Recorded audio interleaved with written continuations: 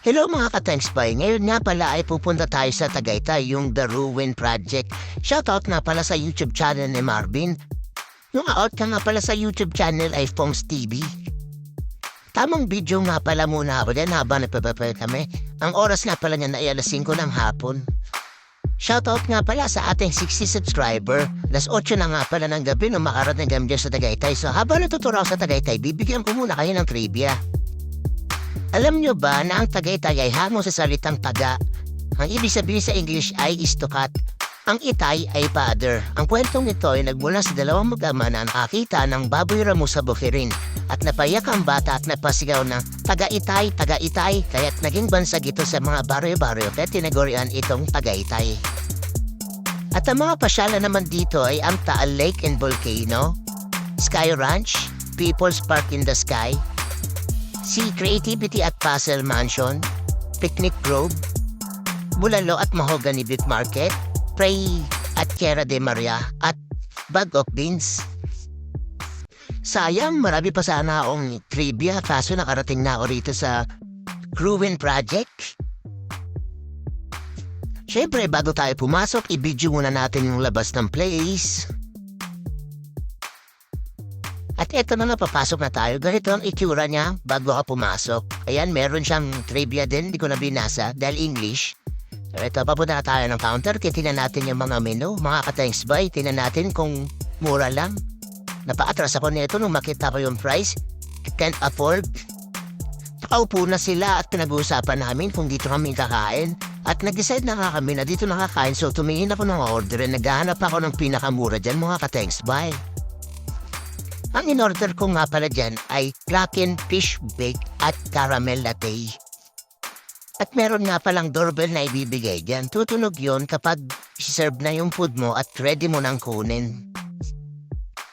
At habang hinihintay natin yung order ko, tuturo ko muna kayo sa menu ng Ruin Project.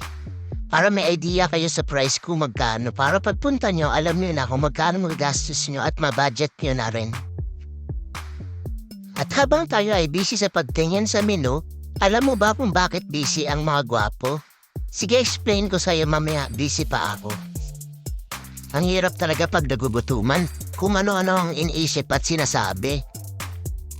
After na itong pagtingin natin sa menu, ituturo ko naman kayo dito kung ano itsura niya kapag kagabi. At eto na nga, ganito ang itsura niya paggabi. Wala kang masyadong makita dahil sa meron ding pag nung time na yan. At wala rin masyadong tao dahil holiday nung araw na yan. At habang tayo nga ay nagtutour, meron ditong kaguluhan mga nagtatanong. Oo. Kalayo ko lang yung Denmark. Marami akong pangalan. Oh my God! Oo nga. Oo. Kalayo ko yun.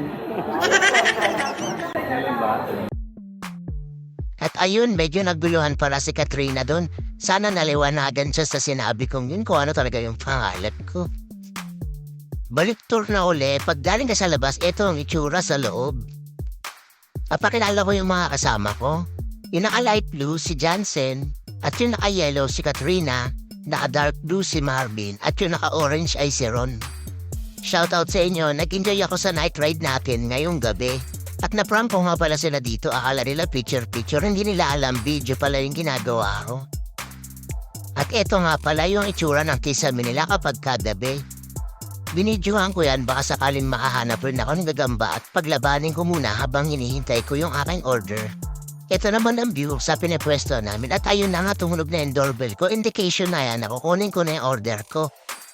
At information ko na rin kayo, huwag niyong kalimutang itago yung resibo niyo dahil paglabas niyo hahanapin yun para makalibre kayo ng parking. Wala lang akong idea kung magkano yung babayaran kapag hindi ka pumain. At eto na nga, tapos na kami kumain kaya lumabas na kami.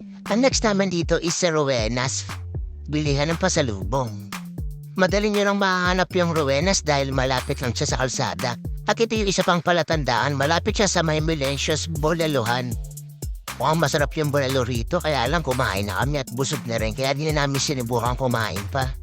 At hanggang dito lang muna yung video hanggang sa muli. Thanks, bye!